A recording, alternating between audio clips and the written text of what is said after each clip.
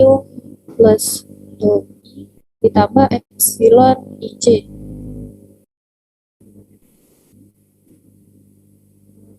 Dan dengan distribusi FP parameter adalah ini keseluruhan dan dou menyatakan kemampuan di mana satu sama dengan dou I sama dengan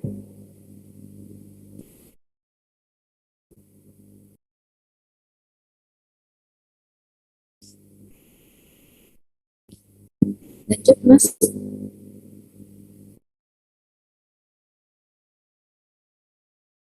Halo Bu, maaf Bu dan Mbak Syarifah kayaknya nutup saya nge-lag nih Bu, nggak bisa. Waduh.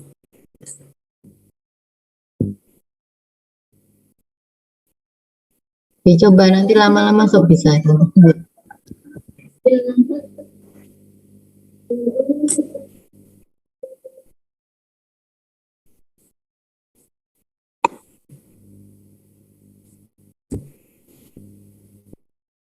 Atau coba nggak usah di Oke Bu, gini aja Bu, ya, kayaknya udah, ya kayaknya gitu bagus aja. Bu.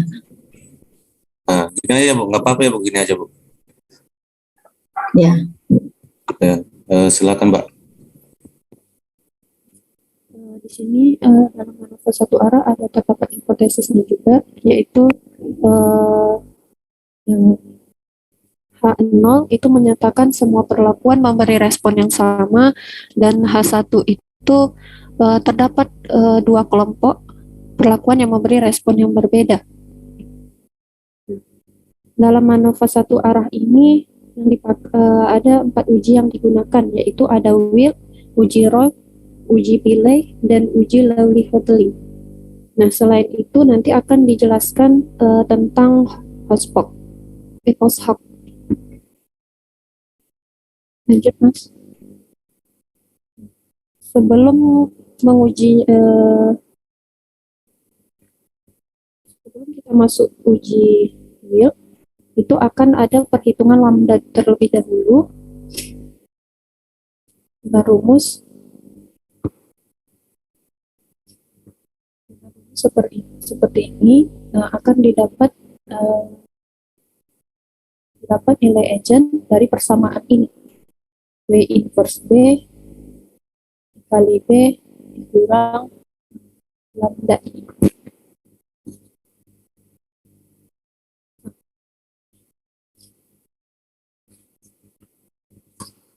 Nah, dari sini kita cari determinannya, baru sama dengan 0. Lanjut, uji manuver satu arah itu yang pertama kita uji Will, baru yang kedua itu ada uji Pillay, yang ketiga ada uji Roy, dan yang keempat ada uji Hotelling. Yang pertama itu ada uji Will.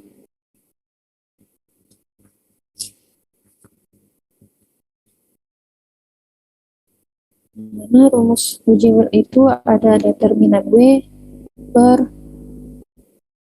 determinan W ditambah B. Nah, untuk dua kelompok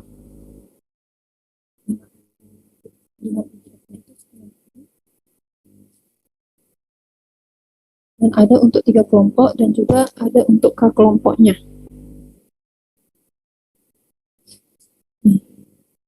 H0 itu ditolak jika F hitung lebih besar dari F tabel.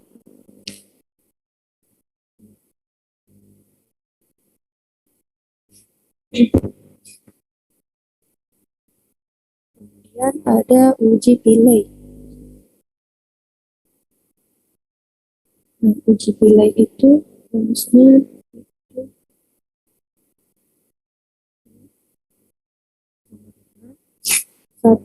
sigma 1 sampai L lambda T per 1 ditambah lambda T. Pengujian F-nya itu U sama F sama dengan U per R kurang U dikali N kurang K kurang P tambah R per B. R sama dengan minimal P koma K kurang 1. P itu maksimal P kurang K koma K kurang 1. Nah, H0 itu ditolak jika F itu lebih besar dari F double. Yang kemudian ada uji Wright. Rumus uji Wright itu sama dengan lambda 1 per 1 ditambah lambda 1.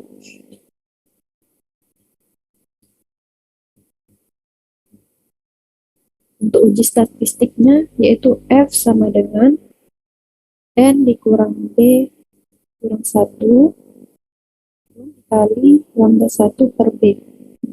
Lambda 1 ini adalah nilai agent yang paling besar dari persamaan yang B tadi.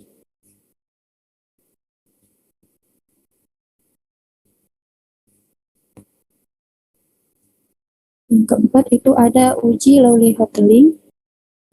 Rumus Hotelingnya yaitu sigma dari semua lambda, yaitu dijumlahkan semua nilai lambda tersebut. Kemudian untuk pengujiannya F sama dengan masukkan nilai yang kita dapatkan itu dikali R kali N kurang K kurang P kurang 1 2 per R kuadrat dikali B. Nah, sama seperti tadi, nol itu ditolak jika F hitung lebih besar dari F double.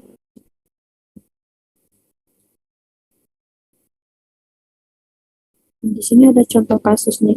Contoh kasus yaitu para peneliti tertarik untuk membandingkan 3 strategi pembelajaran membaca siswa kelas 4. Strategi pertama yaitu menggunakan Tinglot dari TA, dan strategi kedua itu Directed Reading and Teaching Activity disingkat dari DRTA. Kemudian strategi ketiga yaitu Directed Reading Activity itu DRTA. Terdapat dua perlakuan yaitu Y1 siswa diminta untuk mengidentifikasi inkonsistensi, sedangkan variabel kedua itu pemahaman belajar.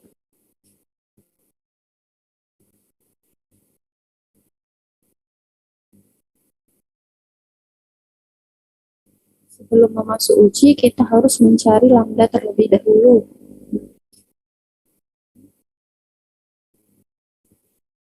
Rumus yang tadi yaitu matriks, kita mencari matriks covariance sampel satunya dapat W sama dengan matriksnya 5 1,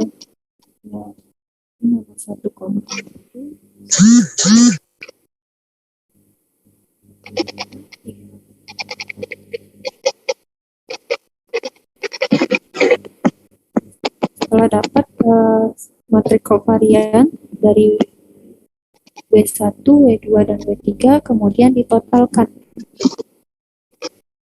Baru dapat W-nya.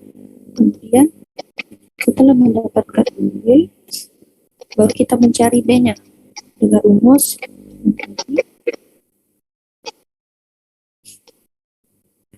setelah mendapat W, baru kita cari dulu W inverse dikali B dikurang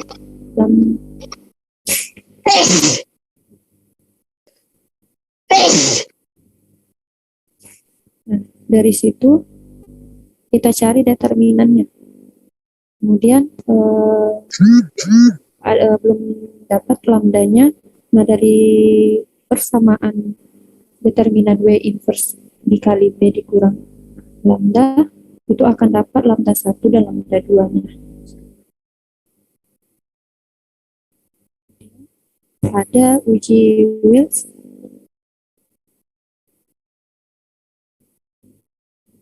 Ini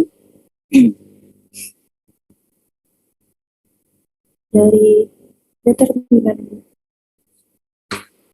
dari W yang kita dapatkan tadi dideterminankan kemudian dibagi dengan dideterminankan. Kemudian untuk uji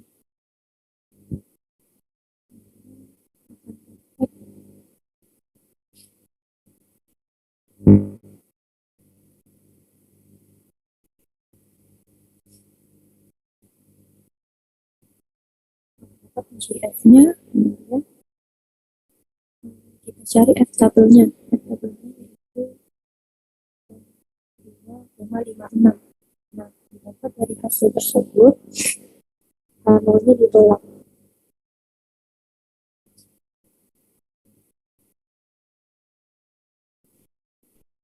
Kemudian ada uji delay. Kita cari delay terlebih dahulu, kemudian kita masukkan ke F, hitung, dapat hasilnya 3,56. Kemudian F tabelnya didapatkan 2,54, sehingga H0-nya itu ditolak.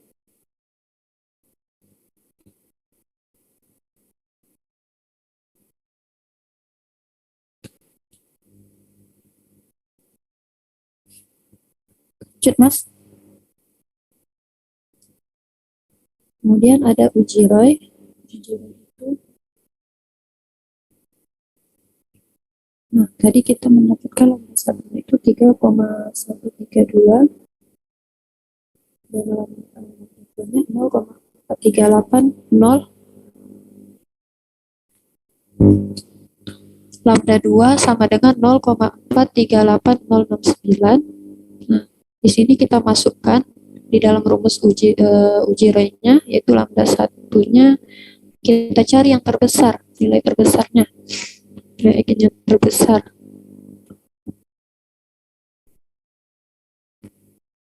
Kemudian untuk uji F-nya, masukkan N dikurang B kurang 1 dikali lambda 1.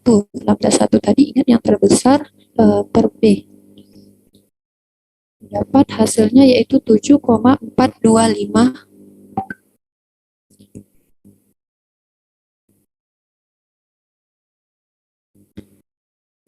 Kemudian F tabelnya didapat 3,35, sehingga dapat disimpulkan H0-nya itu ditolak. Kemudian ada uji hoteling, mana rumusnya V sama dengan jumlah seluruh lambda. Untuk F hitungnya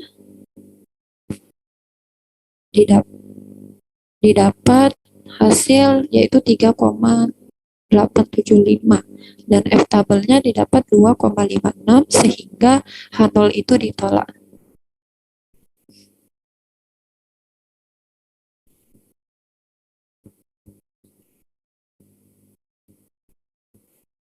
Yang tadi itu menggunakan hitung manual, sedangkan ada juga menggunakan RStudio, di mana hipotesis awalnya itu adalah H0 nilai variansi pada semua kelompok itu bernilai sama atau homogen, dan H1-nya itu ada minimal satu nilai variansi pada semua kelompok yang bernilai tidak sama.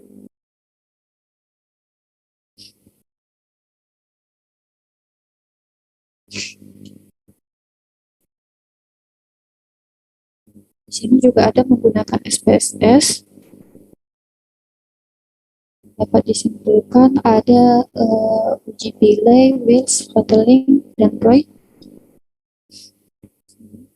Nah, hasil analisisnya itu menunjukkan bahwa harga signifikan untuk Pillay trade, lambda, Hotelling trade, dan Roy memiliki signifikansi yang lebih kecil dari 0,05. Artinya F untuk uji tersebut semuanya signifikan. Nah, jadi terdapat perbedaan siswa dalam mengidentifikasi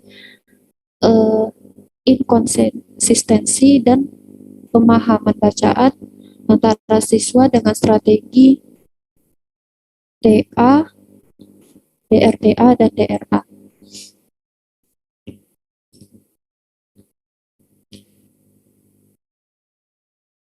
Kemudian uji post hoc akan dilanjutkan oleh Mas Amin. Kepada Mas Amin, persilakan.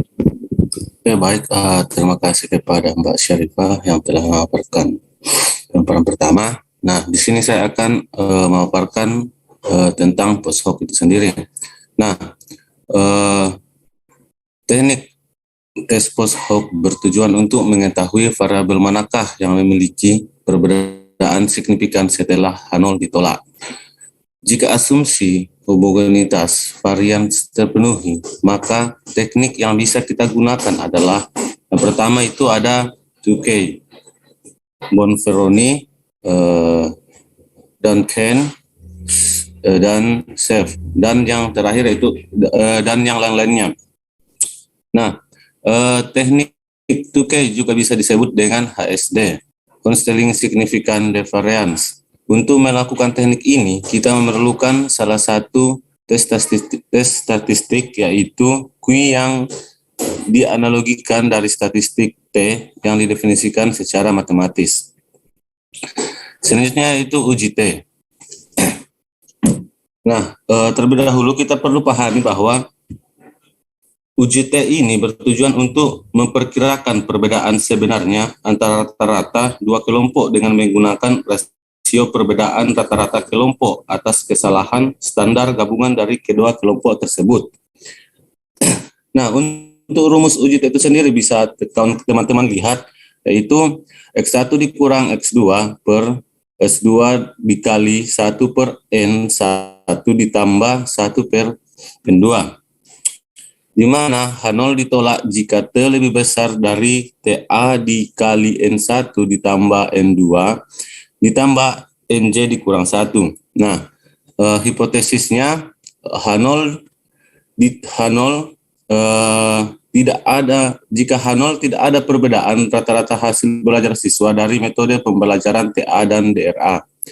H1 ada perbedaan rata-rata hasil belajar siswa dari metode pembelajaran TA dan DRA.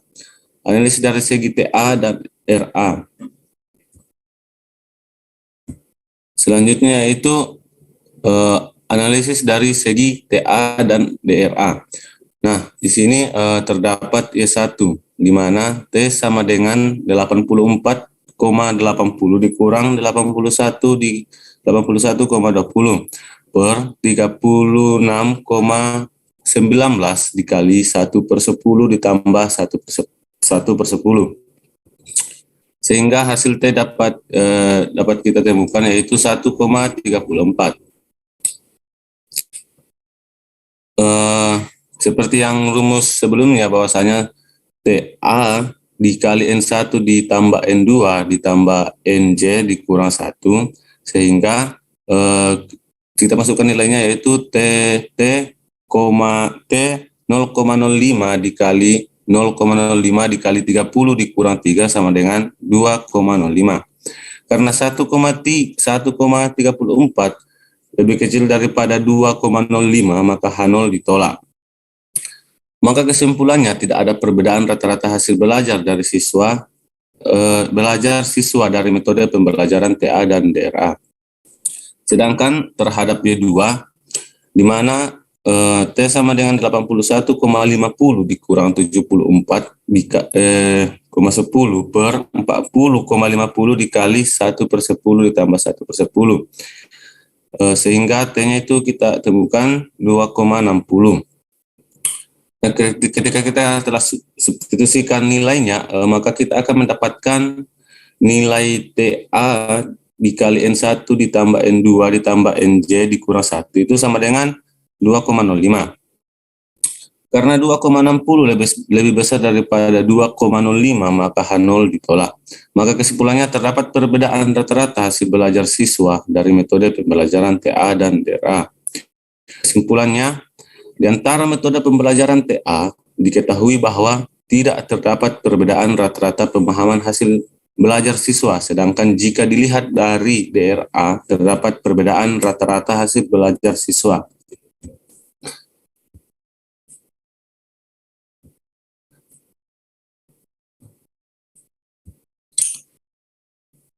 Selanjutnya, untuk analisis dari ini udah ya tadi.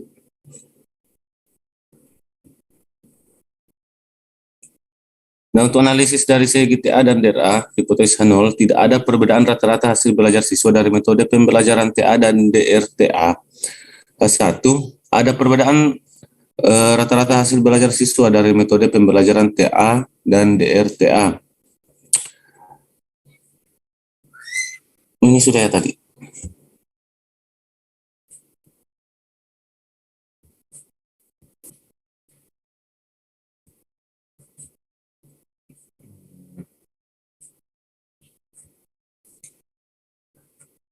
Tunggu.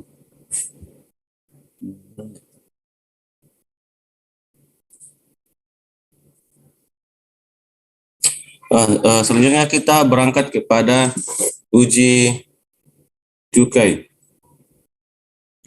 Nah, perlu teman-teman pahami bahwasanya uji cukai biasanya juga disebut dengan uji beda nyata.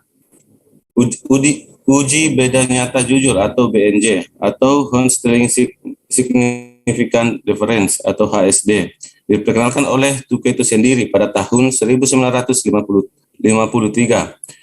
Prosedur pengujiannya mirip dengan LSD, yaitu mempunyai satu pembanding dan digunakan sebagai alternatif pengganti LSD apabila kita ingin menguji seluruh pasangan rata-rata perlakuan tanpa rencana. Nah, untuk rumus uji Tukey ini dapat teman-teman lihat bahwasanya Q sama dengan X1 dikurang X2 per S2 dibagi N, di mana H0 ditolak jika Q lebih besar daripada QA dikali K dikali N1 ditambah N2 ditambah NJ dikurang J.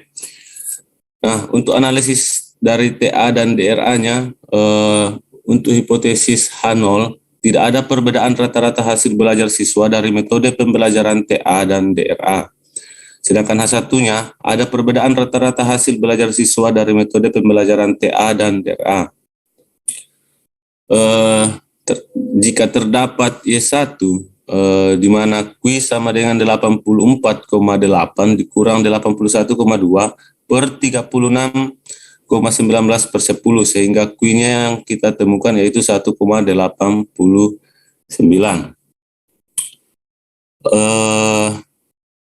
Dan QA dikali K dikali N ditambah N2 ditambah NJ dikurang J, kita substitusikan nilainya yaitu Q 0,05 dikali 3 dikali 30 dikurang 3 sama dengan 3,486.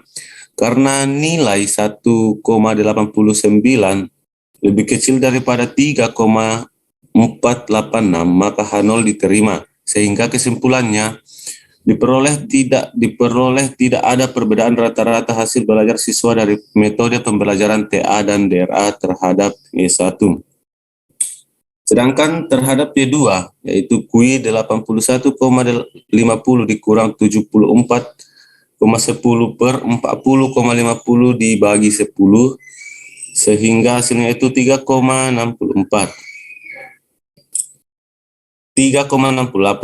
Nah, jika kita telah substitusikan nilainya, maka kita akan mendapatkan hasil QA dikali K dikali N ditambah N2 ditambah NJ dikurang J, yaitu 3,486. Karena nilai 3,68 lebih besar daripada 3,48, maka H0 ditolak. Sehingga kesimpulan yang diperoleh ialah ada perbedaan rata-rata hasil belajar siswa dari metode pembelajaran TA dan DRA terhadap Y2. Selanjutnya analisis TA dan DRTA. Hipotesisnya yaitu H0 tidak ada perbedaan rata-rata hasil belajar siswa dari metode pembelajaran TA dan DRTA. H1-nya itu ada perbedaan rata hasil belajar siswa dari metode pembelajaran TA dan DRTA. Untuk hasil terhadap Y1 yaitu Q sama dengan 84,8 dikurang 77 per akar 36,19 dibagi 10, hasilnya yaitu 4,10. Karena nilai 4,10 lebih besar daripada 3,48, 486, maka H0 ditolak. Sehingga kesimpulan yang diperoleh ada perbedaan rata-rata hasil belajar siswa dari metode pembelajaran TA dan DRTA terhadap T1. Sedangkan terhadap T2 yaitu yaitu 81,50 dikurang 74,10 per akar 40 per akar 40,50 dibagi 10, hasilnya yaitu 3,68. Nah, karena nilai 3,68 lebih besar daripada 3,486, maka H0 ditolak, sehingga kesimpulan yang diperoleh ialah ada perbedaan rata-rata hasil belajar siswa dari metode pembelajaran TA dan DRTA terhadap T2. Nah, untuk analisis DRA dan DRTA, hipotesis H0 tidak ada perbedaan rata-rata hasil belajar siswa dari metode pembelajaran DRA dan DRTA. H1 ada perbedaan rata hasil belajar siswa dari metode pembelajaran DRA dan DRTA. Terhadap Y1, di mana kuis sama dengan 81,20 dikurang 77 per akar 36,19 dibagi 10, hasilnya yaitu 2,21. Karena nilai 2,21 lebih kecil daripada 3,486, maka H0 diterima. Sehingga kesimpulan yang diperoleh ialah tidak ada perbedaan rata-rata hasil belajar siswa dari metode pembelajaran DRA dan DRTA terhadap T1. Sedangkan terhadap T2, kuis sama dengan 74,20 dikurang 74,70 per akar 40,50 dibagi 10, hasilnya yaitu min 0,30, karena nilai min 0,30 lebih kecil daripada 3,486, maka H0 diterima. Sehingga kesimpulan yang diperoleh tidak ada perbedaan rata-rata hasil belajar siswa dari metode pembelajaran DRA dan DRTA terhadap D2. Nah, untuk post hoc dengan SPS, mungkin teman-teman bisa melihat hasilnya, dan akan kita dan untuk langkah-langkahnya nanti akan saya paparkan langkah-langkah dari penggunaan post hoc itu sendiri, post hoc dengan SPS itu sendiri. Selanjutnya untuk uji hipotesis yang digunakan yaitu H0 tidak ada perbedaan rata antara Y1 dan Y2 jika ditinjau dari perlakuan TA, DRA, dan DRTA. H1 ada perbedaan rata antara Y1 dan Y2 jika ditinjau dari perlakuan TA, DRA, dan DRTA. Dengan menggunakan 0,05 dan H0 ditolak jika P Volsik lebih kecil daripada 0,05, maka statistik uji dari tabel multivariates didapatkan nilai P Volsik masing-masing lebih kecil daripada 0,5, maka H0 ditolak, sehingga dapat disimpulkan bahwa terdapat perbedaan rata Y1 dan Y2 jika ditinjau dari perlakuan TA, DRA, dan DRTA itu sendiri. Nah, dari tabel test of between subject effect menunjukkan bahwa hubungan antara tipe perlakuan dengan Y1 memiliki tingkat signifikan 0,026 lebih kecil daripada 0,05. Hal ini menunjukkan bahwa terdapat perbedaan hasil belajar siswa jika ditinjau dari tipe perlakuannya. Nah, untuk hubungan antara tipe perlakuan dengan Y2 memiliki tingkat signifikan 0,26 lebih kecil daripada 0,05. Hal ini menunjukkan bahwa terdapat perbedaan Y2 jika ditinjau dari tipe perlakuannya.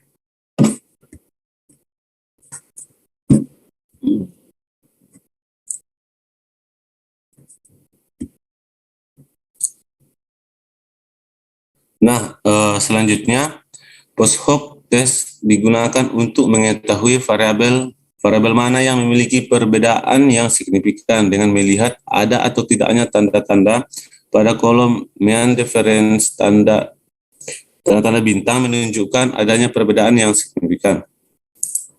Mungkin dari tabel di samping itu tidak terlihat jelas untuk teman-teman. Mungkin hasilnya bisa nanti dilihat untuk penggunaan SPS itu sendiri. Saya bacakan terlebih dahulu. Dari tabel di samping dapat menunjukkan bahwa antara perlakuan TA dan DRA memiliki nilai mean difference 3,60. Hal ini menunjukkan bahwa perlakuan TA lebih baik daripada NHT jika ditinjau dari Y1. Antara perlakuan TA dengan DRTA memiliki nilai mean difference 7,80.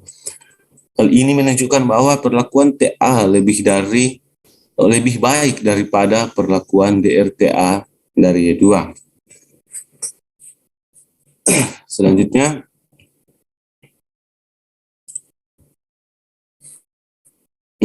dari data di atas terlihat bahwa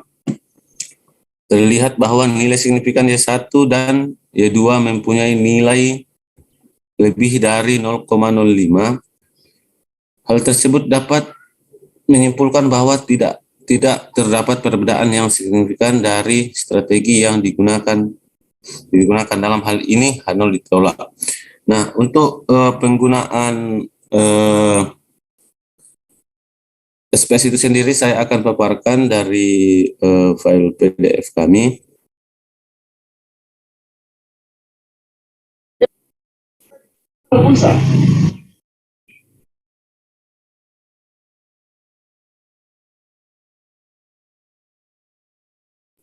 Apakah sudah terlihat, Bu dan teman-teman? Sudah. Nah, untuk post hoc dengan penggunaan SPS, langkah-langkahnya adalah sebagai berikut. Pertama, teman-teman itu perlu memiliki aplikasi dari SPSS itu sendiri. Nah, jika sudah memiliki aplikasinya, mungkin teman-teman bisa membuka SPSS dan klik variable view dan buat data seperti berikut. Nah, seperti berikut. Nah, untuk file-nya itu teman-teman mengisi seperti yang ada pada gambar. Nah, tinggal diklik saja, nanti akan muncul tabel seperti ini. Kita memasukkan file 1 yaitu TA, sedangkan file 2 TRA, dan untuk file 3 itu DRTA. Selanjutnya, langkah kedua itu kemudian klik data view dan data yang telah disiapkan seperti pada langkah 1. Nah, untuk tampilannya bisa teman-teman lihat jika telah mempunyai data yang ingin diujikan, teman-teman memasukkan data tersebut seperti pada gambar ini. Datanya dimasukkan di data view. Nah, untuk langkah ketiga itu akan dilakukan uji MANOVA. Jika uji MANOVA digunakan untuk menguji apakah terdapat perbedaan beberapa variabel terikat antara beberapa kelompok yang berbeda, itu pertama teman-teman itu klik analis, kemudian general linear model, kemudian multivariate. Nah, pertama-tama teman-teman itu mengklik analis yang di atas ini, kemudian teman-teman itu mencari general linear model. Nah, akan ada 3 pilihan dan teman-teman itu memilih multivariate. Nah, jika setelah itu kemudian teman-teman memasukkan variabel Y1 dan Y2 ke dependent variable, sedangkan variabel perlakuan dimasukkan ke fixed factor atau faktor S. Seperti ini. Nah, jika telah mengklik tadi multivariate, teman-teman itu akan di SPS teman-teman akan muncul kotak seperti ini, kotak multivariate itu sendiri. Nah, teman-teman memindahkan Y1 dan Y2 di difference variable. Sedangkan untuk metodenya teman-teman pindahkan ke fixed factor. Selanjutnya klik post hoc, lalu masukkan variabel kelas ke post hoc test fork dan memilih equal variable assumed yaitu LSD, UGT, Bonferroni, dan 2K. Lalu klik continue. Nah, mungkin saya perbesar sedikit agar tabelnya kelihatan. Nah, seperti ini teman-teman, metodenya kita bawa ke PostHop dashboard, lalu kita centang LSD dan kita centang Bonferroni, kemudian kita centang 2K, kemudian kita continue. Nah, setelah continue, selanjutnya kalian klik, teman-teman klik option, pilih display yang mau ditampilkan dalam output, yaitu descript, statistik, dan SSCP metrik. Lalu klik continue. Ini setelah klik option, teman-teman centang deskriptif statistik dan centang SSCP metrik. Lalu klik continue. Yang lainnya tidak ada yang dirubah. Kemudian klik OK. Nah, setelah teman-teman continue tadi, maka akan kembali ke kotak pertama, yaitu multivariat. Setelah itu tinggal klik OK, maka akan muncul seperti yang teman-teman lihat pada PDF kami. Maka akan muncul hasilnya seperti ini. Ini untuk multivariate test. Nah, sedangkan untuk test of between subject effect, maka akan seperti ini, di mana R squared sama dengan di mana adjust R squared sama dengan 195, sedangkan adjust untuk bagian B-nya 1,9. Nah, uji hipotesis yang digunakan yaitu H0 tidak ada perbedaan rata antara Y1 dan Y2 jika ditinjau dari perlakuan TA, DRA, dan DRTA. H1 ada perbedaan rata antara Y1 dan Y2 jika ditinjau dari perlakuan TA, DRA, dan DRTA. Ini untuk yang di PPT tadi. Bagaimana cara sehingga dapat kesimpulan seperti itu dari hasil penggunaan PostHop di SPSS. Untuk PostHop selanjutnya, PostHop test digunakan untuk mengetahui variabel mana yang memiliki perbedaan yang signifikan dengan melihat ada atau tidaknya tanda-tanda pada kolom mean difference. Tanda-tanda bintang yang tadi yang saya bacakan di PPT menunjukkan adanya perbedaan yang signifikan. Nah, di sini teman-teman dapat melihatnya untuk Y1 dan untuk Y2, hasil 2K, HSD, dan LSD, dan Bonferroni.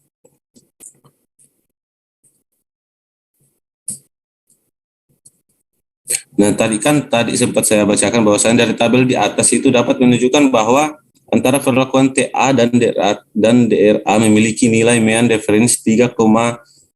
Hal ini menunjukkan bahwa perlakuan TA lebih baik daripada NHT jika ditinjau dari Y1.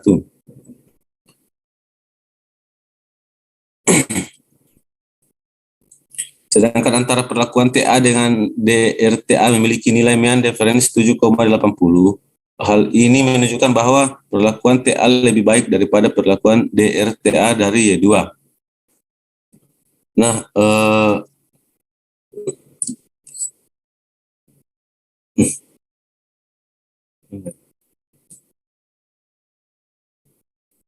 Nah, untuk teknik 2K juga bisa disebut dengan HSV sama dengan D atau Hostily Significant Difference. Berikut output hasil PostHop dari data di atas. Nah, untuk Y1 dapat teman-teman lihat delta-nya itu N-nya itu 10, sedangkan subset 1 dan subset 1 yaitu 7,00, dan untuk DRA yaitu subset 80,20. Sedangkan untuk Y2 yaitu subset 1 yaitu 74,10, subset 2-nya subset DRTA yaitu 74,70 juga. Nah, dari data di atas terlihat bahwa nilai signifikan Y1 dan Y2 mempunyai nilai lebih dari 0,05. Hal tersebut dapat menyimpulkan bahwa tidak terdapat perbedaan yang signifikan dari ketiga strategi yang digunakan. Dalam hal ini H0 diterima. Mungkin itu saja yang bisa kami paparkan pada kesempatan kali ini. Kurang lebihnya mohon dimaafkan. Dan apakah itu tidak kesimpulan terakhir tadi harusnya kurang dari itu. Kan 0,021 sama 0,025.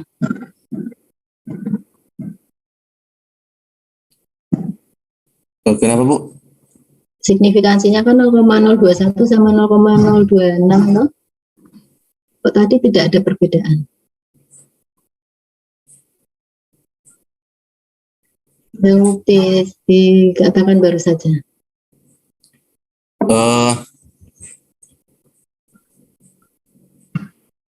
Mempunyai Ini dari ini Bu, hal tersebut itu tidak terdapat perbedaan yang signifikan Bu dari ketiga strategi yang digunakan. itu dari kesimpulan yang mana tadi? Iya Bu. Ya, soalnya kan harusnya ada. Oh, harusnya ada ya Bu. Coba dilihat tayangannya. Yang saudara simpulkan dari yang mana? Yang tidak ada tadi.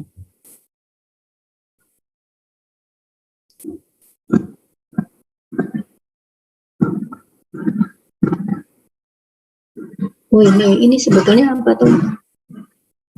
Subset. Kan mestinya saudara kan tidak itu hanya apa ini subset 74 ini. Coba 74 itu nilai apa ini? Info group and homoconsumption. Oh, dari ini ya. Sebentar.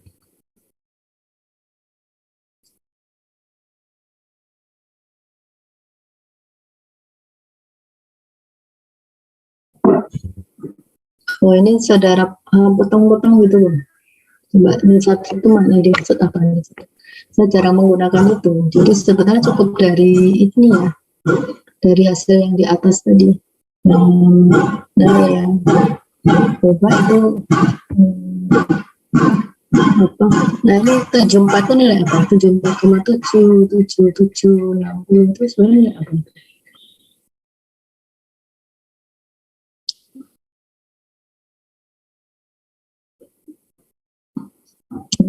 Saya jarang menggunakan output itu.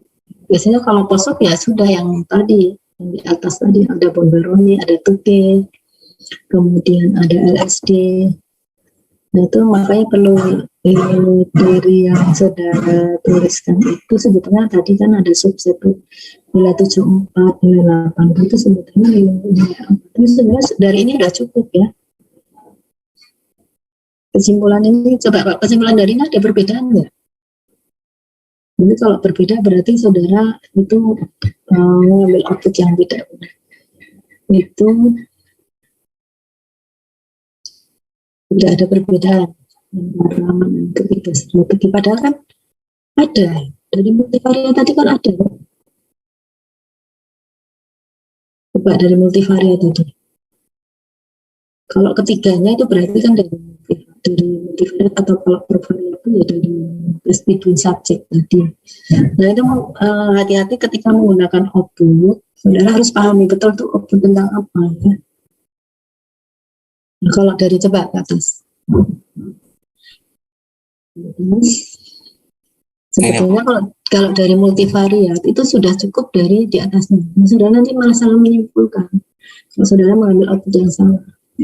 Cukup dari metode itu ya, multivariate. Jadi kalau saudara mau menyimpulkan apakah ketiga metode itu sama atau berbeda, coba yang di atas dulu, yang di atas. Nah, itu cukup dari yang metode itu. Oh iya. Nilai F-nya 3,599 untuk base, bis lambda 3,889, modal inggrisnya 4,1. Dituliskan ya, saudara. Jangan hanya signifikansinya kurang dari itu. Di sini yang di atas juga ini signifikansinya kurang dari Ini nanti menurut saya jangan hanya signifikansinya kurang dari nggak jelas ya dari yang mana. Jadi untuk menyimpulkan multivariat itu dari yang metode ini. Oh iya. Nah, cukup dari ini saja. Itu kalau saudara simpulkan dari tadi malah bertentangan dengan ini, karena saudara itu harus dipahami betul itu untuk output yang mana. Gitu. Nah, kalau terkait dengan hipotesis multivariat ya cukup. Dan dari metode ini nilainya 0,1011 untuk Bayes lambda 0,08, kemudian hotel Inggrisnya punya signifikansi 0,06. Itu ditulis yang lengkap karena yang di atas juga nilainya kurang dari 0,05, tapi bukan dari yang intercept ya, kecuali dari yang metode. Jadi kalau nulis yang lengkap. Maksud saya nggak tahu ujian kemarin kalau hanya nulis signifikansi itu nanti signifikansi yang mana tidak jelas. Kalau dari saudara mau menyimpulkan multivariat, kemudian kalau mau yang tes between subject tadi, Pak bawahnya, bawahnya, bukan yang ini, ya ini nggak jelas. Ini untuk yang lain, jangan ini tuh nggak usah dipakai karena iya, menyimpulkan. Iya Bu, iya Bu. Ya. Karena itu untuk yang lain, jadi output SPSS itu banyak. Yang tidak terkait dengan hipotesis saudara jangan digunakan. Oh iya Bu, siap Bu. Nah ini sebetulnya uji ANAFA. Jadi uji sama membandingkan 3 kelompok tetapi per variabel. Nah ini dilihat dari nilai yang metode juga. Ya. Nilai F-nya berapa ini? 4,564.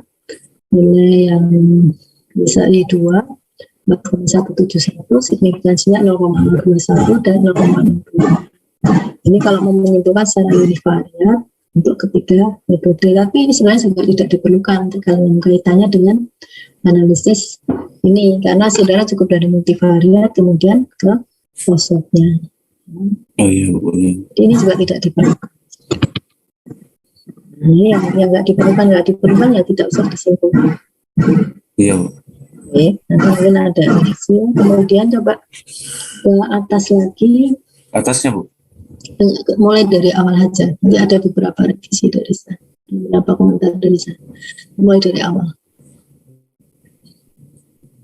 Karena hipotesisnya tadi salah juga. Saudara kok bisa varian dari mana? Nah ini sudah. Ini kan materi ya ke bawah. Ini saudara tidak menuliskan hipotesisnya ke bawah lagi. Ke data. Oke. Ini masih teori ya, teori kan. Ke data. Nah ini sebetulnya ya ini sebenarnya boleh saja sih menggunakan data ini, cuma agak kurang tepatnya. Iya. Karena di sini ada kelas kontrol. Nah ini sebenarnya cocok untuk yang kasus yang Helmut. Helmut itu kan yang satu kelas kontrol. Nah kalau ini kan membandingkan 3 kelompok tanpa ada kelas kontrol. Tapi ya sudah nggak apa-apa. Tapi ini sebenarnya lebih cocok untuk ini dianggap aja semua kelas perlakuan, tidak ada kontrol. Itu yang pertama. Terus ke bawah lagi. Saya kira, nah ini nggak masalah ya di perhitungan. Di hipotesis sebelum R tadi, sebelum R. Ini juga kesimpulan jangan nanti ditolak ya. Makanya pertama itu dituliskan hipotesisnya. Sehingga tidak hanya ditolak. Nah ini, hipotesisnya masuk dalam tulis ini, tapi kok nilai variansi ya? Ini dari mana? Kan yang dibandingkan itu kalau multivariat itu rata-ratanya bukan variansi Mbak Sarifah. Kenapa saudara kalau nulisnya variansi? Oh iya. Gimana? Enggak, kemarin tuh gimana? Kok saudara nulisnya variansi? Bentar, pelan ini berhenti dulu yang R-nya tadi. Nanti saya juga akan saya minta untuk kenapa Mbak Sarifah kok kemarin nulis hipotesisnya kok variansi?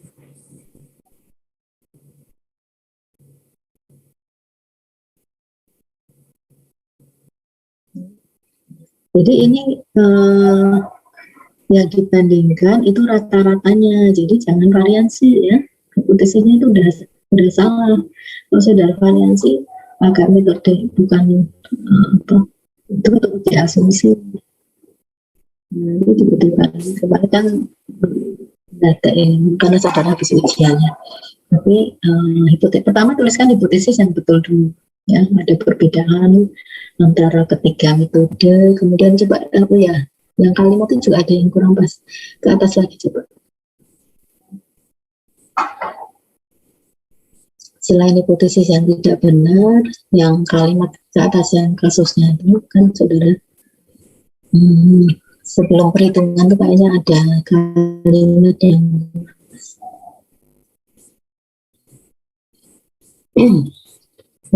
ke atas lagi. Sudah di penjelasan tentang data coba. Penjelasan tentang data ya. Nah, ini. Nah, ini sebentar. Oh, jangan teori. Bisa.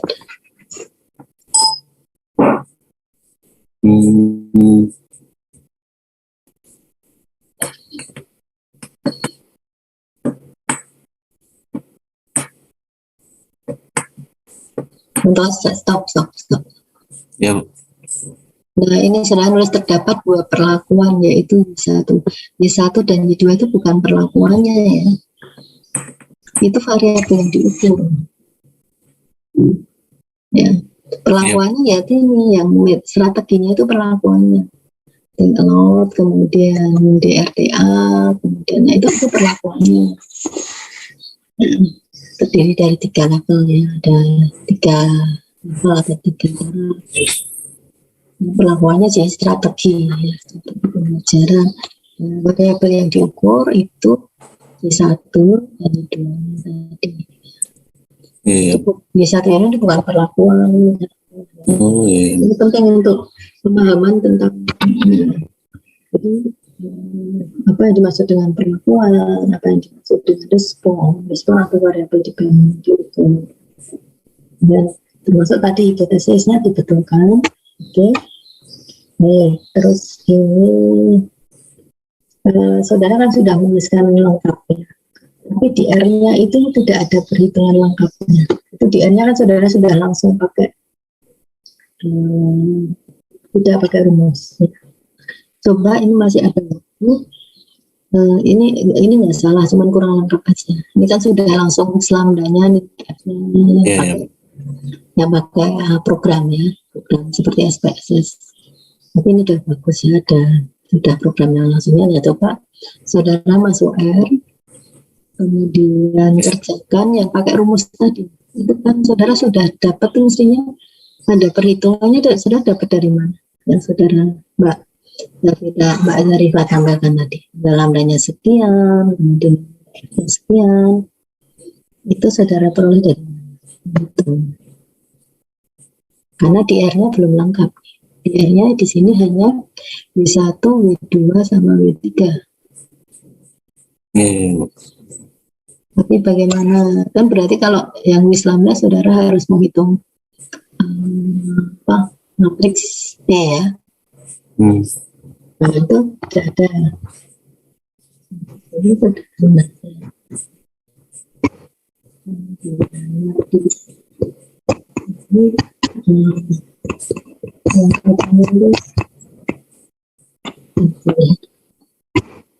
Islamnya saudaranya teman-teman. Nah, matriksnya ada, cuman di R-nya kok nggak ada. Ya Bu. Nanti sudah dapat dari mana matriks P-nya? Itu matriks P-nya, kemudian W invest P, Islamda ini. Saya dapat dari Excel, Bu. Oh, Excel. Aku coba Excel-nya nih. Dari Excel. Sebenarnya dari R kan juga bisa.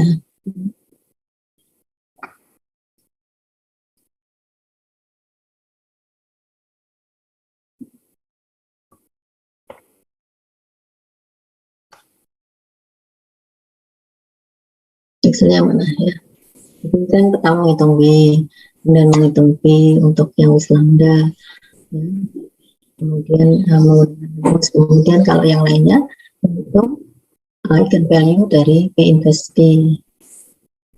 Nah ini kan semua tugas-tugasnya dari kelompok 1, 2, 3 kan kemarin gitu ya, pakai rumus dan pakai program. Yang pakai program sudah ini, baik SPSS maupun yang nah, sudah ada sih yang tampilan rumusnya, cuma di perhitungannya itu belum ada. Entah saudara mau pakai R atau pakai Excel, silahkan. Kalau ada Excelnya ya silahkan coba Excelnya di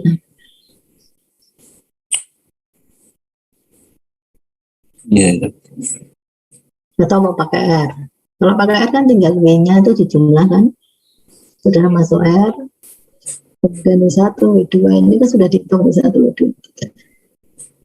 Kemudian dijumlahkan, kemudian matrik B-nya yang saudara. Ini kemarin pakai apa? Sudah ada hasilnya. Sekali lagi ya, saya minta nanti kelompok berikutnya begitu ya. Karena ini saudara kan ambil dari buku. Saya agak khawatir saudara nggak menghitung. Ini contohnya dari buku. Saya hafalnya bukunya itu saya sudah hafal. Nah, kalau saudara tidak menghitung itu nggak ada proses ini ya. Ya pemahamannya kurang kalau sebenarnya. Makanya saya minta dilengkapi yang entah pakai R, entah pakai SPSS. Nah, ini untuk kelompok berikutnya begitu kalau saudara mau ambil dari buku juga boleh saja di buku Stephen kan ada contoh yang kasus Helmut. Tetapi proses itu saya minta sebenarnya dilengkapi. Yang program maupun yang supaya saudara bisa memahami semua. Iya. Ya, gimana? Yang sudah ada yang mana? Kalau yang uji T tadi, ya saya terus terang belum mengecek benar tidaknya ya, tapi secara umum sih sepertinya sudah betul ya. Termasuk tabel-tabelnya juga belum saya cek ya. Jadi kalau tabelnya saudara pakai R itu biasanya sudah betul, tapi kalau pakai Excel nanti kalau uji T harus hati-hati di memasukkan alfanya. Ya. Kemudian yang uji pakai apa? Uji tuke itu tabelnya seperti apa? Coba. Oke, kalau ini belum, saya minta minggu depan itu dilengkapi ya Mbak ya. Sudah belum sebetulnya. Kalau sudah saya minta tabelnya, saya memang belum. Minggu depan saya minta seperti teman kelas C kemarin juga belum, ada hasil-hasilnya saja. Saya minta untuk dilengkapi. Ini seperti ini saudara ngitungnya dari mana nih? Yang Q atau manual atau pakai kalkulator atau pakai apa ini? Q sama dengan misalnya 84,8 dan 81,2. Oke. Kalau ini sih sudah gampang ya. Saya pikir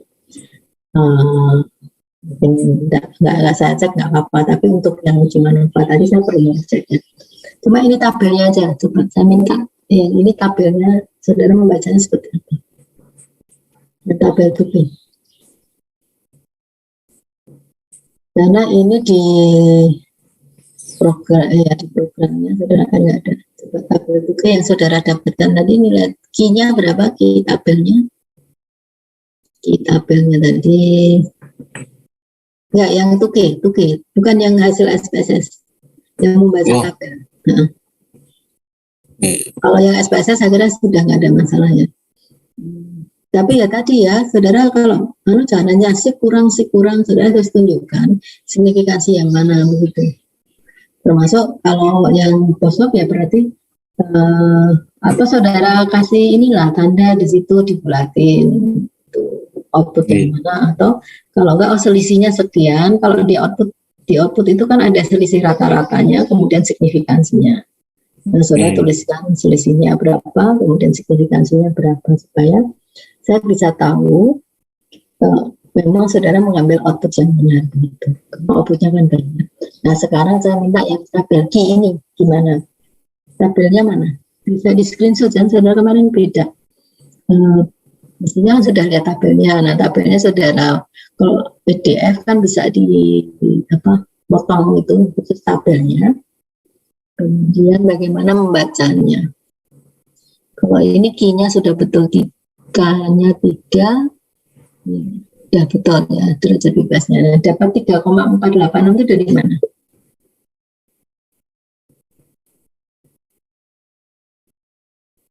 Coba ditunjukkan tabelnya supaya jelas semuanya ya.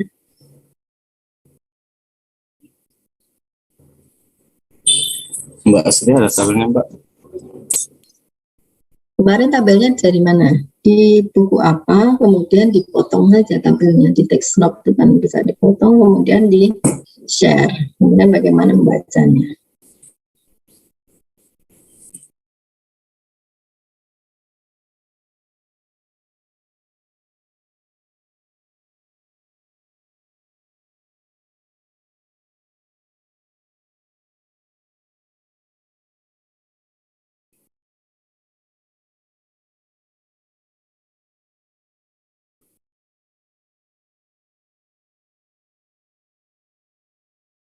Jadi saya stop screen dulu ya Bu. Ya, ya.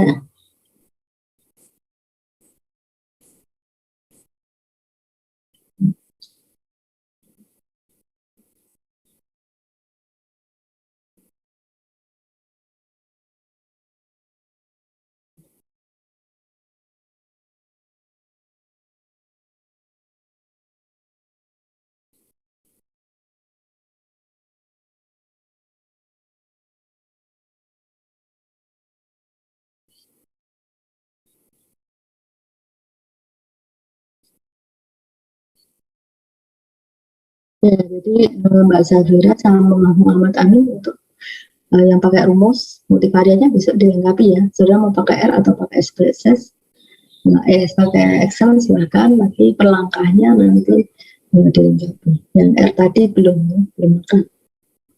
Jadi bagaimana mencari P-nya, bagaimana mencari lambdanya, bagaimana mencari F-nya. Mungkin kalau F-nya sih malah nggak terlalu sulit karena itu pakai kalkulator juga bisa ya. Tapi kalau mau sekalian di R atau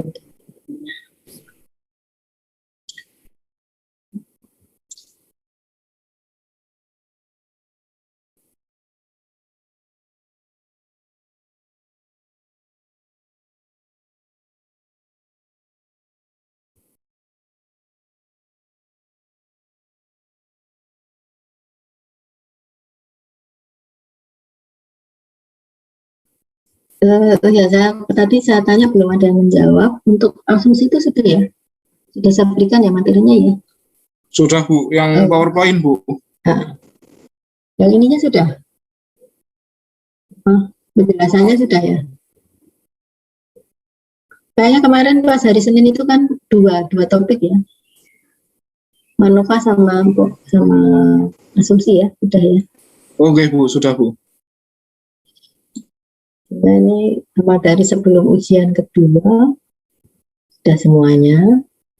Kemudian mungkin setelah kontras helm itu saya tambah materi setelah ujian kedua. Karena kalau tidak nanti waktunya nggak cukup. Yaitu Manova 2 jalur sama Manova. Yang satu-satu. Yang berikutnya yang Manova, yang berikutnya yang regresi. Nah, cuma ya tadi kalau bisa minggu depan tidak ada, saudara jangan terlalu mepet ya. Kalau ini saya maklumi karena habis ujiannya. Supaya sudah lengkap, sehingga nanti waktunya masih ada sisa untuk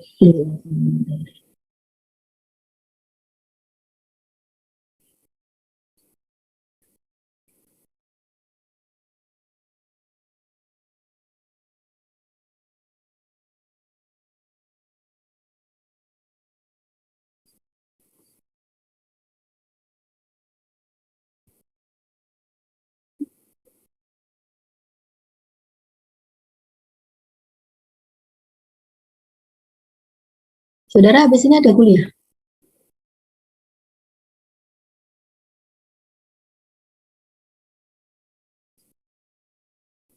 Siap, ada ibu. Ada ya? Matrikulasi. Matrikulasi. Jadi kan nggak bisa mengurang. Harus jam 10 ya maksimal. Ada kemungkinan itu kalau di UGM itu sudah mulai luring. tapi terbatas ya. Dengar-dengar itu terbatas, tapi belum semua. Anak saya juga masih daring. Mungkin yang praktikum itu. Mungkin kalau semester depan mungkin sudah mulai luring ya, kalau tidak ada peningkatan. Ini sepertinya sudah, mudah-mudahan sampai sudah habis ya. Sekarang sudah menurun terus. Dan nggak ada datang lagi dari luar negeri. Supaya bisa, ya bagaimana, meskipun mungkin nanti ya ada blendednya juga. Paling tidak kalau ada luringnya itu lebih tetap ya ada ini ya, ada plus minusnya.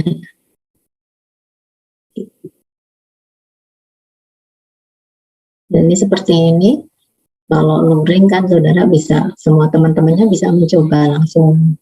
Memang waktunya jadi lebih panjang, tetapi belajarnya jadi lebih efektif mungkin gitu, dibanding kalau daring.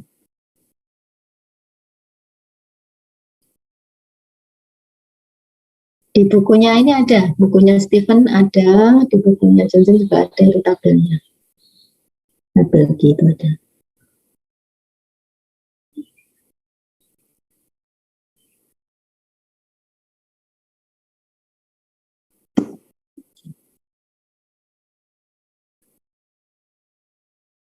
Atau di sini saya kira juga ada ya, mungkin daftar tabelnya. Di daftar tabel itu bagian A, atau kalau saudara lihat daftar isinya, daftar tabel biasanya.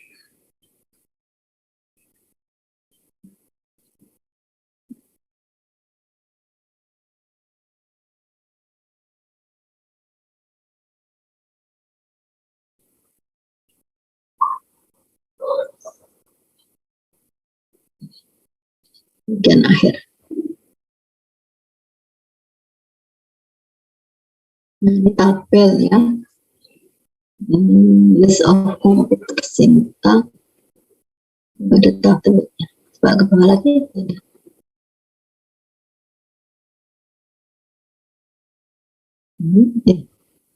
Ada tabel ya. Yang ada di bukunya Stephen. Nah, tabel itu biasanya di bagian akhir dari buku. Tadi saya cuma melihat tabelnya. Bagian akhir dari buku itu ada tabel biasanya.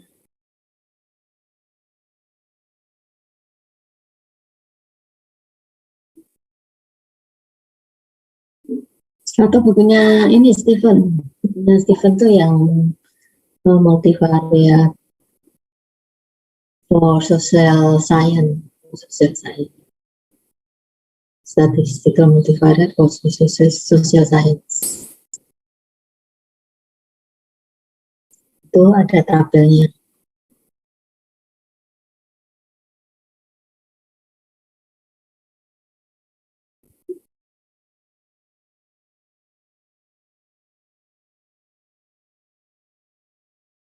Kelompok berikutnya siapa?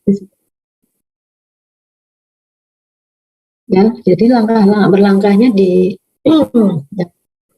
entah itu KKR yang atau pakai Excel itu nanti dijelaskan, jangan hanya hasilnya saja.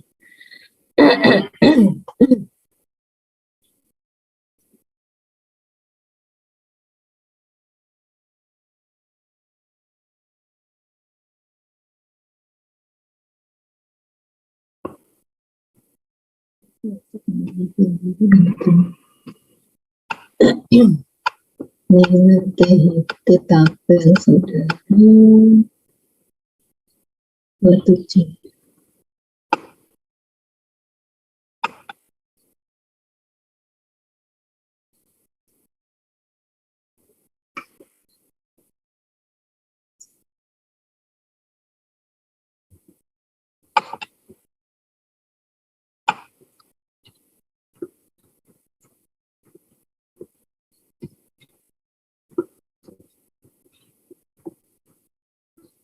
Udah betul, berarti tabelnya udah betul.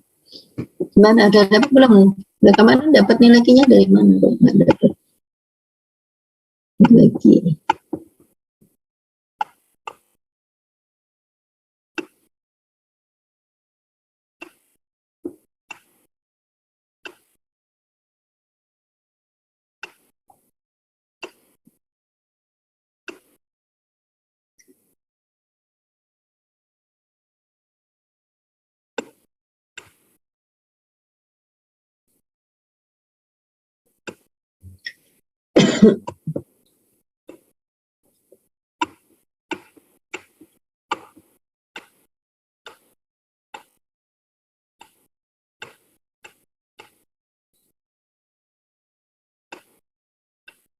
Ini tabel Q, tabel Q.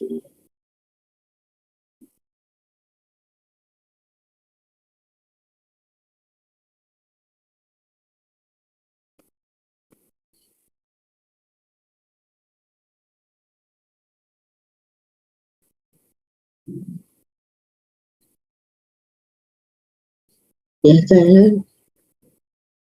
ini ya. Ini bukan.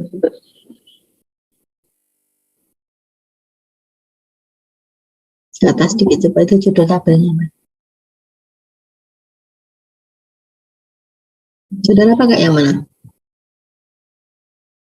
Pakai ini bukan?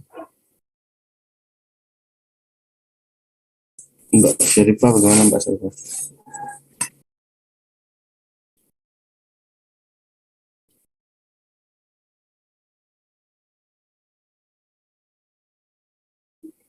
Tabel Q-nya. Nah, pakai ini ya.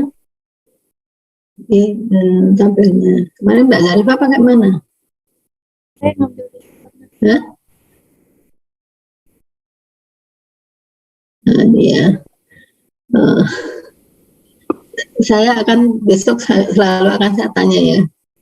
Karena saya mau ngecek ini sebetulnya saudara itu sudah menghitung, mencari benar atau enggak gitu. Saya agak khawatir ya.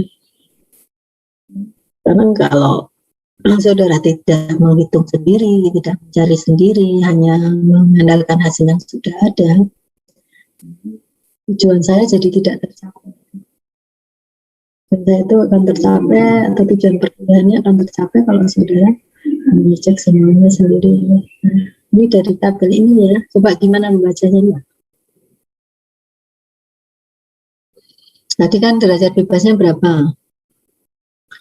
Jadi alfanya kan 0,05 atau gimana membacanya? Ya, saya tunjukkan di tabelnya Ibu. Gimana membacanya?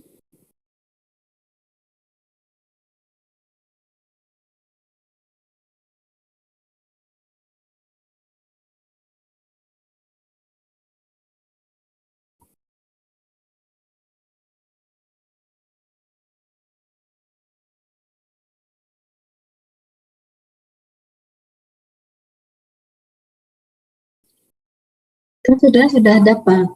Nah, bacanya bagaimana?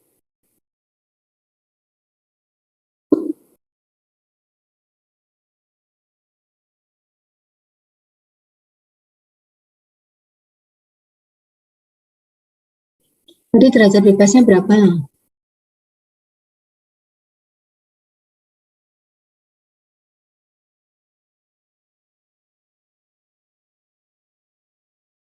Tahu derajat bebas nggak? Ya. Jadi kalau tabel itu selalu ada degree of freedom-nya, derajat bebas, DF. D itu degree of freedom-nya. Derajat bebasnya kalau tabel T itu N-1 plus N2 plus N3, N3. T, kemudian kalau Q tadi derajat bebasnya berapa? Ini besok kalau saudara mengajarkan, saudara harus harus tahu ya. Katakan kalau mahasiswanya presentasi juga saudara kan harus tahu yang dikerjakan mahasiswa benar atau enggak.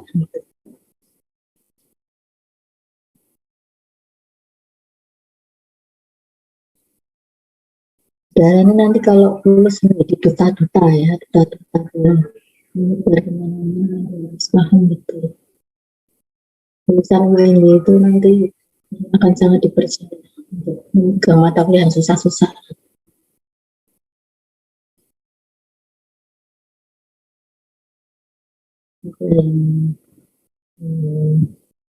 Banyak kan dikasihkan ke mahasiswa urusan UAI.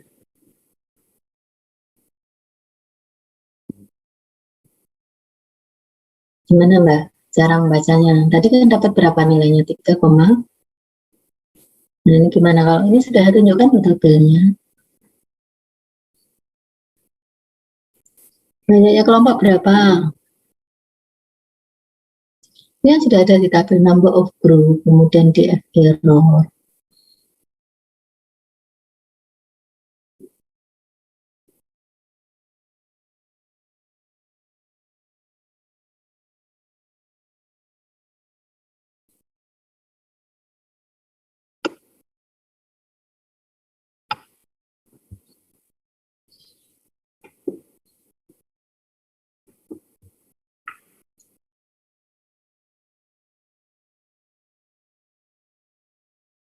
Ya, gini aja deh. Karena saya ingin karena saudara sudah menulis, saudara harus tanggung jawab untuk menjelaskannya. Nah, saudara sudah dapat. Nah, nanti minggu depan, ini daripada saudara, kalau langsung mungkin nggak bisa mikir, ya nanti di rumah dibaca lagi ya, Mbak, sama Mbak. Jangan, ini meskipun dibagi dua ya, Mbak Yarifa sama Mbak Yamin, tapi saudara harus memahami sama-sama, ya kan saudara bisa diskusi online. Saya minta, kalau sekarang belum bisa memikirkannya, berarti Senin minggu depan ada beberapa hal yang harus diulangi. Ya. Tadi yang multivariatnya saya minta untuk di programnya ya, yang ditulis sih sudah saya kira sudah lengkap dan di PDF-nya. Tapi di pemrogramannya itu dapat nilainya bagaimana itu nanti saya minta untuk diulangi. Minggu depan ini agak cepat saja kalau saudara sudah mencoba. Kemudian bagaimana mendapatkan nilai tabelnya tadi ya, termasuk uji T, kemudian uji ini sebetulnya juga ada kalau saudara menggunakan R ya untuk mendapatkan nilai tabelnya ini. Dan hanya kalau ini misalnya tidak bisa pakai R ya pakai tabel ini kan juga bisa. Jadi untuk minggu depan saya minta Mbak Zarina sama Mas Muhammad Yasin selain merevisi yang sudah tadi dan hipotesisnya yang salah, kemudian menuliskan lagi perlakuan ada respon itu sebagai perlakuan, nanti bisa revisinya dikonsultasikan dulu ke saya. Terus untuk bagaimana mendapatkan nilai-nilai yang sudah didapat tadi minggu depan disampaikan secara singkat ya, langsung ke R-nya kalau saudara pakai R, atau kalau saudara pakai Excel langsung ke Excel-nya, termasuk ingin membacanya ya. Kalau yang ditulis saya kira sudah, yang posok tadi juga sudah cukup lengkap.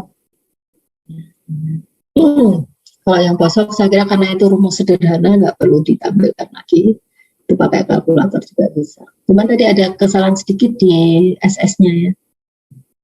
Oh ya, SS-nya tadi dapat dari mana? Sebentar, coba saya ada waktu. SS-nya saudara bisa jelaskan dari mana yang menghitung uji T tadi?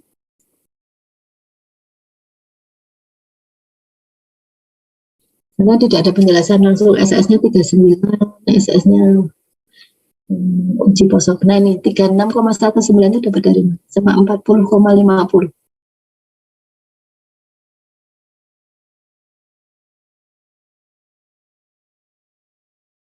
Kalau rata-rata sih sudah jelas ya. Cuman yang ini, yang 39 itu saudara keluar dari mana? Sama 40. 36 ya, 36. Karena masa tapi ada yang salah nulis saja sih. 36 sama 40 itu diperoleh dari mana? Ini juga nggak ada penjelasannya ya. Nah kemarin diperoleh dari mana? 6,19 dan 40 untuk variabel kedua. Oke, kalau sekarang belum bisa menjawab, ini saya minta pertanyaan-pertanyaan saya tadi eh, dipikirkan lagi, kemudian untuk minggu depan dijelaskan lagi ya. Dan 40 dan tadi sebagainya. Kemudian direvisi juga berapa kalimat, nanti dibetulkan. Baik, saya kira untuk pagi ini cukup sekian ya. Saya cukupkan. Assalamualaikum warahmatullahi wabarakatuh. Waalaikumsalam. Warahmatullahi wabarakatuh. Terima kasih, Bu. Terima kasih, Prof. Terima kasih, Bu.